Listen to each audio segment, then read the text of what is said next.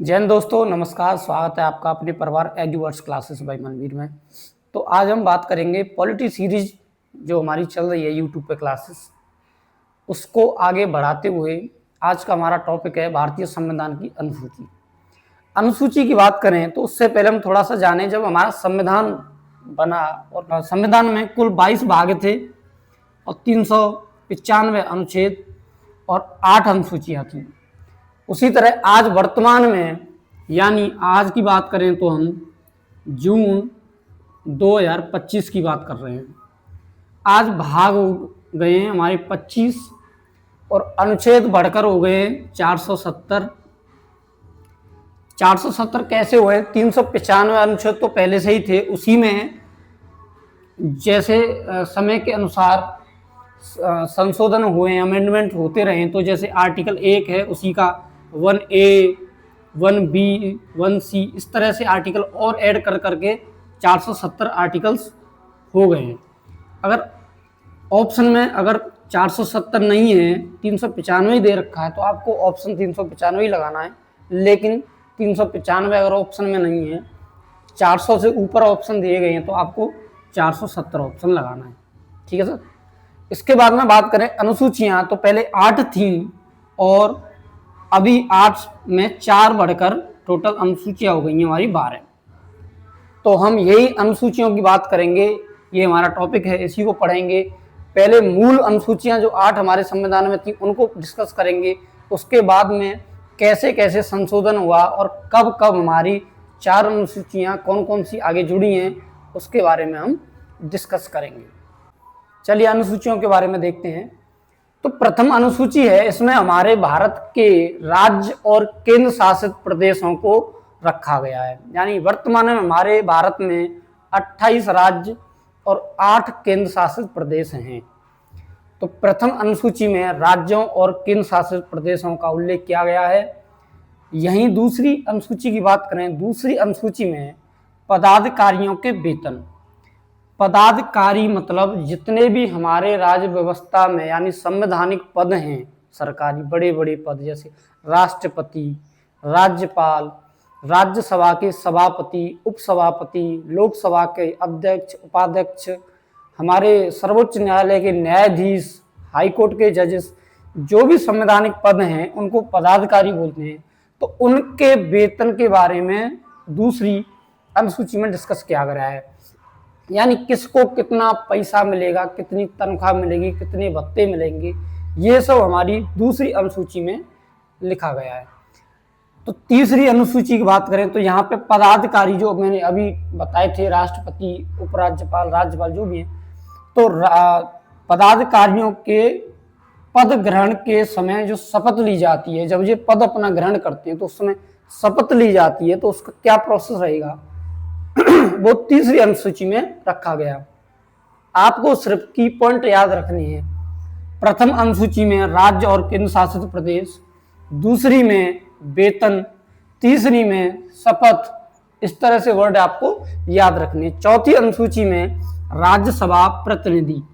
राज्यसभा प्रतिनिधि मतलब हमारी राज्यसभा में कहाँ कहाँ से कितनी सीटें आएंगी, उसका वर्णन चौथी में किया गया है। तो राज्यसभा की जो सीटें हैं वो राज्यों से और केंद्र शासित प्रदेश, केंद्र शासित प्रदेश, यानी राज्यसभा में जो राज्यसभा के प्रतिनिधि हैं वो कहाँ से चयनित होकर आएंगे? राज्यों से और केंद्र शासित प्रदेशों से। तो ये चौथी अनुसूची होगी। पांचवी अनुसूची में अनुसूचित क्षेत्रों और अनुसूचित जनजाति के प्रशासन नियंत्रण करने का उल्लेख किया गया। यानी आप सीधा याद रखिए, पांचवी अनुसूची अनुसूचित क्षेत्र और अनुसूचित जनजाति क्षेत्र। अनुसूचित क्षेत्र वो क्षेत्र होते हैं जो हमारे देश में अभी भी कुछ क्षेत्र ऐसे हैं, कुछ जनजाति आदिवासी कुछ ऐसे हैं जहाँ जो सामाजिक जो व्यवस्था है वो नहीं है, यानी शिक्षा, लाइट, एजुकेशन, ये चीज़ें वहाँ तक नहीं पहुँची। ये बैकवर्ड क्षेत्र के जो जनजाति क्षेत्र हैं उनको हमारे संविधान ने विशेष दर्जा देकर पांचवी अनुसूची में रखा गया है। ठीक है। छठी अनुसूची की बात करें, छठी अनुसूची भी यही है, इसमें भी अनुसूचित और जनजाति क्षेत्रों को रखा गया, लेकिन केवल इसमें 4 राज्यों को रखा गया है। पहला असम, मेघालय, त्रिपुरा, मिजोरम, यानी AMTM। ऐसे आप इसको याद रख सकते हैं, असम, मिजोरम, त्रिपुरा और मेघालय, या असम, मेघालय, त्रिपुरा, मिजोरम। एम का मतलब मणिपुर नहीं है, ये आप याद रखना है, ठीक है भाई। एम से मिजोरम, मेघालय है, लेकिन मणिपुर नहीं है। ये 4 राज्य आपको याद रखने हैं। यानी जो 5वीं अनुसूची है, इसमें अनुसूचित क्षेत्र जितने भी हमारे राज्य के क्षेत्र हैं, अनुसूचित और जनजाति क्षेत्र हैं, सबको रखा गया है, केवल 4 राज्यों को छोड़कर। वो 4 राज्यों को अलग से छठी अनुसूची में रखा गया है। चलिए बात करते हैं आगे 7वीं अनुसूची की। 7वीं अनुसूची थोड़ी सी बड़ी अनुसूची है, और लेकिन इम्पोर्टेंट बहुत है। देखिए 7वीं अनुसूची में क्या है कि केंद्र और राज्य सरकार की शक्तियों का बंटवारा किया गया है। यानी केंद्र और राज्य सरकार की शक्तियों को 3 भागों में बांटा गया है। पहली सूची है संघ सूची। संघ सूची वो सूची है जिसमें ऐसे विषय जिनमें केवल केंद्र सरकार ही जिन पर कानून बना सकती है, उसको संघ सूची में रखा गया है। दूसरी राज्य सूची। राज्य सूची में क्या है, जो विषयों पर राज्य सरकार कानून बना सकती है, उसको राज्य सूची में रखा गया है।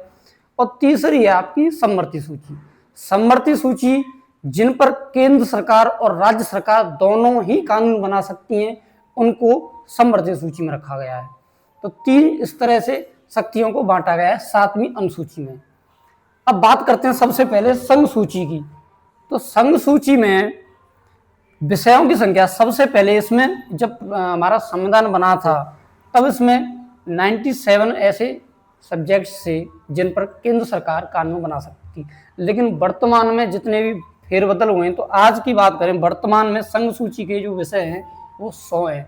कभी भी क्वेश्चन बनता है तो पूछेगा कि संघ सूची में विषयों की संख्या वर्तमान में कितनी है, तो आप 100 आपका सही जवाब हो जाएगा, ठीक है।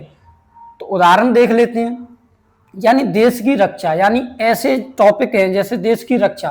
तो देश की रक्षा के ऊपर, यानी डिफेंस जो सिस्टम है हमारा, डिफेंस से समझते हैं हम जैसे हमारी सेनाएं हैं, army, navy, air force, paramilitary forces, जो भी हमारी डिफेंस जो है, उसके बारे में जो भी कानून बनेगा उनको डिस्कस करने के लिए केवल केंद्र सरकार को ही इस पर कानून बनाने का अधिकार है। तो उसको देश की रक्षा जो है केंद्र सरकार के अंदर रखी गई है।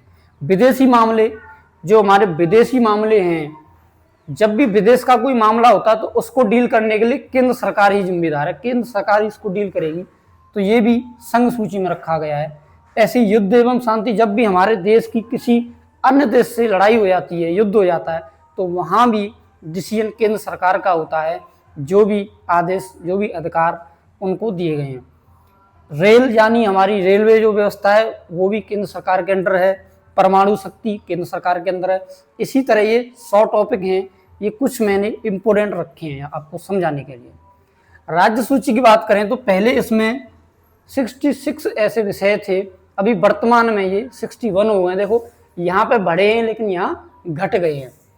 जैसे क्या है, जैसे पुलिस जो होती है केंद्र की नहीं होती, वो राज्यों की पुलिस होती है। जैसे उत्तर प्रदेश पुलिस, बिहार पुलिस है कि नहीं, दिल्ली पुलिस हालांकि है तो दिल्ली की, लेकिन उस पर केंद्र का जो है वो एक अपवाद है। नॉर्मली पुलिस में केवल राज्यों का ही अधिकार होता है, पुलिस राज्यों के अंडर आती है। जेल, जितने भी हमारी जेल हैं वो भी राज्य सूची में रखी गई है। कृषि, जन स्वास्थ्य, इसी तरह से ये टॉपिक आप समझ सकते हैं। समवर्ती सूची में बताया कि आप केंद्र सरकार और राज्य सरकार दोनों जिस विषयों पर कानून बना सकती है उसको समवर्ती सूची में रखा गया है। इसमें पहले इनकी संख्या 47 थी, वर्तमान में इनमें विषयों की संख्या 52 हो चुकी है। इसमें कौन कौन से विषय हैं? एक तो शिक्षा है, ये काफ़ी इंपॉर्टेंट है, ये बार बार एग्जाम में पूछा जाता है कि शिक्षा को किस सूची में रखा गया है, संघ सूची, राज्य सूची, समवर्ती सूची। तो आप देख सकते हैं कि समवर्ती सूची में शिक्षा को रखा गया, यानी शिक्षा पर केंद्र सरकार को भी अधिकार है कानून बनाने का और उतना ही राज्य सरकार को अधिकार है, तो इसलिए इसको समवर्ती सूची में रखा गया है। विवाह तथा तलाक ये भी ऐसे ही है, इसको दोनों को ही अधिकार है। बिजली, वन, ठीक है। तो दोस्तों बात करें 8वीं अनुसूची की, तो 8वीं अनुसूची बहुत ही इंपॉर्टेंट है। भारत की 22 भाषाओं का उल्लेख इसमें किया गया है, यानी हमारे भारत के संविधान में आज संवैधानिक कितनी भाषाएं? 22। तो 22 भाषाएं कौन सी अनुसूची में है? वो है 8वीं अनुसूची में। तो जब हमारा संविधान बना था तब स्टार्टिंग से ही मूल रूप से 14 भाषाएं इसमें हमारे संविधान में थी और बाकी बाद में 8 भाषाएं जुड़ी। तो सबसे ज्यादा क्वेश्चन तो यहीं से बनता है, 8 भाषाएं जुड़ी, कब जुड़ी, कैसे कैसे जुड़ी और कौन कौन सी भाषाएं बाद में जुड़ी। तो देखिए डिस्कस करते हैं। सबसे पहले 1967 में 21वां संविधान संशोधन हुआ, ठीक है, संविधान संशोधन 1967 में 21वां संविधान संशोधन हुआ था। उसमें एक भाषा जुड़ी थी, सिंधी भाषा उसमें जुड़ी गई। मूल रूप से 14 भाषाएं थी हमारे संविधान में, जो कि 8वीं अनुसूची में 22 भाषाएं हैं, बाकी 8 भाषाएं बाद में जुड़ी। कैसे कैसे जुड़ी? सबसे पहले सिंधी भाषा जुड़ी 1967 में, उसके बाद में 1992 में 71वां संविधान संशोधन होता है, ठीक है, 71वां संविधान संशोधन। उसमें 3 भाषाएं जुड़ी, कौन कौन सी? एक हो गई नेपाली,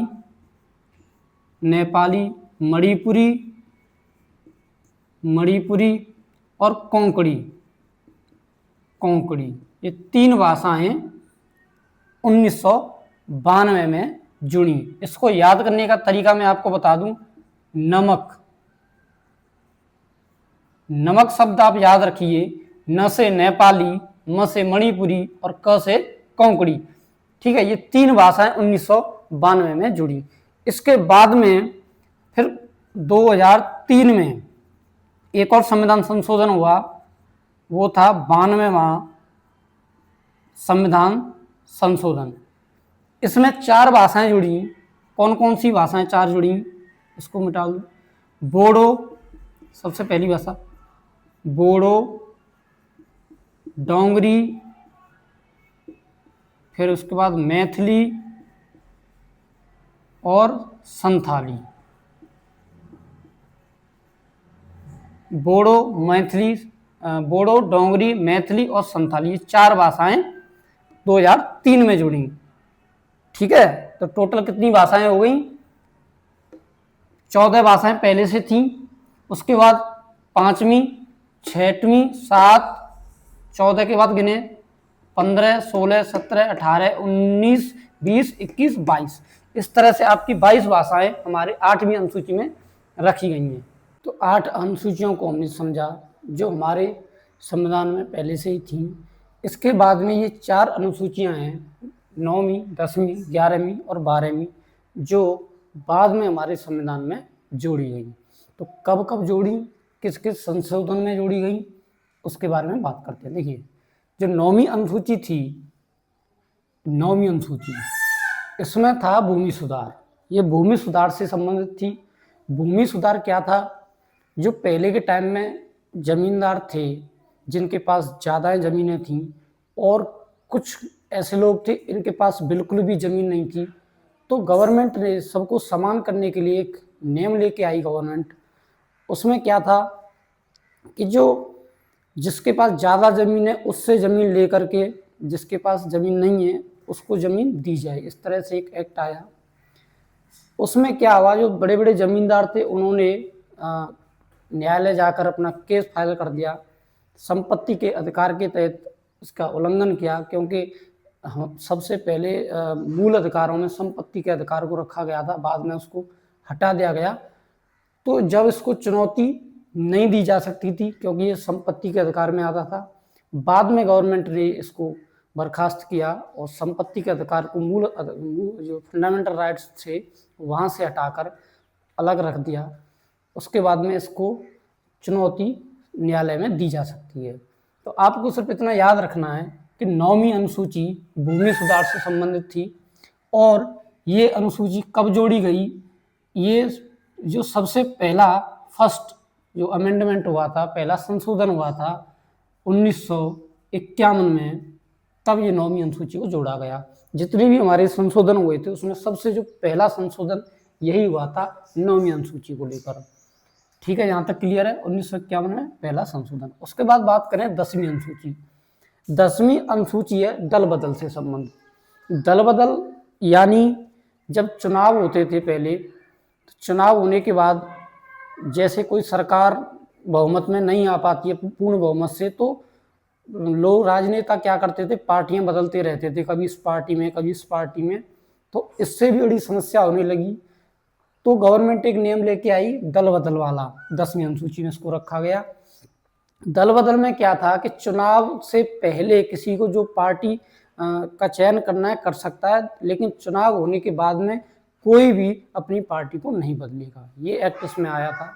तो इसकी बात करें ये कब जोड़ा गया, ये 52वां संशोधन हुआ था। 52वां, आप 52वां लिखिए, 52वां संशोधन हुआ था और ये 1985 में संशोधन हुआ था। इसके तहत इसको जोड़ा गया। ठीक है, क्लियर है। अच्छा, इसके बाद 11वीं अनुसूची पंचायती राज। पंचायती राज यानी हमारी जो ग्राम पंचायतें हैं, गांव देहात क्षेत्र जो होते हैं, उनमें जो वहाँ के स्थानीय लोकल जो शासक होते हैं, जैसे प्रधान और जो भी, तो उनको 29 ऐसे विषय दिए गए जिन पे कार्य करने के लिए इनको 11वीं अनुसूची में रखा गया। वो विषय ऐसे थे जैसे गांव में, गांव क्षेत्र देहात में विकास करने के लिए नाली, सड़क और स्कूल वगैरह बनाना, पोखर वगैरह, इस तरह के ऐसे कोई 29 विषय थे, इनमें इनका विकास करने के लिए ये बनाया गया।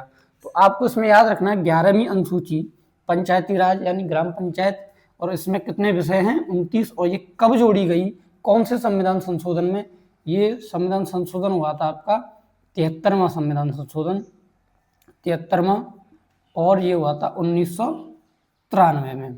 यानी 1992 में इसको संसद में रखा गया था और 93 में इसको लागू कर दिया गया था। तो 73वां संशोधन 1993 में ये अनुसूची जुड़ी।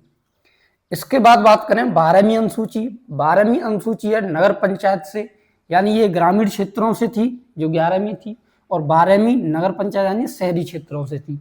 सेम वही चीज है, शहरी क्षेत्रों में भी 18 विषय ऐसे रखे गए जिनमें विकास करने के लिए वहाँ की स्थानीय शासन को उनको ऐसे विषय दिए गए जिनसे वहाँ का डेवलपमेंट किया जाना था। तो इसको भी याद रखिएगा। 12वीं अनुसूची आपकी नगर पंचायत से है, शहरी क्षेत्रों से। इसमें 18 टोटल विषय थे। और ये 74वां जो संविधान संशोधन हुआ था 1993, ये भी सेम है, 1993 दोनों ही संशोधन 93 ही हुए थे। ये 73वां हुआ था, ये 74वां, और 74वें संशोधन में 12वीं अनुसूची को जोड़ा गया। इस तरह से हमारी 12 अनुसूचियों को हमने स्टडी किया। जो 8 अनुसूची शुरू में थी, उसके बाद 9, 10, 11, 12 4 अनुसूचियों को बाद में जोड़ा गया। कब कब जोड़ा गया, तो आप इस तरह से याद रख सकते। पहला संशोधन हुआ 1991 में, उसमें 9वीं अनुसूची जुड़ी। इसी तरह से ये आगे जुड़ी हैं। ठीक है, तो आपको उम्मीद करता हूँ क्लास पसंद आई होगी, और अच्छे से पढ़िए, मस्त रहिए। Thank you.